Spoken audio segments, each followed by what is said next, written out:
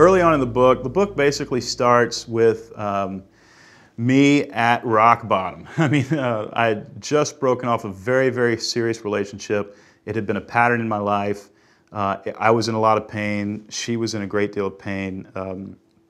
I was not a good person in that relationship, and I kind of got this feeling that I really had nothing to offer a woman but pain, and had done it enough times that I just didn't have anything to offer but pain, and I probably needed to not date anymore. That was not going to be a life for me. And my friend Bob Goff called, and he knew what I was going through, and he had kind of helped me through it. And he just sensed I was really down, and I hadn't even shed a tear about this breakup.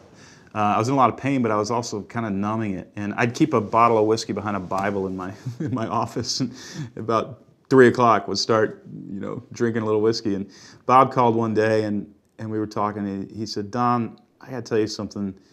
I know what you're going through. I'm not blind to it, but you're really good at relationships." And I mean, when he said that, I just started bawling and bawling and bawling. And it was so far from the truth that I had been telling myself. And he kept calling. I mean, he'd call the next week and we'd talk. "Don, you're just good at relationships." And he'd remind me of little things that I'd done that were just good, and things for him and things for friends, and even past girlfriends who liked me a lot. But of course, you can't see them. You only see the mistakes that you made.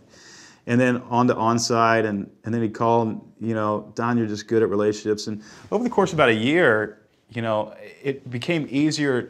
He began to really kind of affirm my identity that, hey, you're not a bad person. And the last time he said it to me, he's not said it since, but the last time that he said it to me was at my wedding.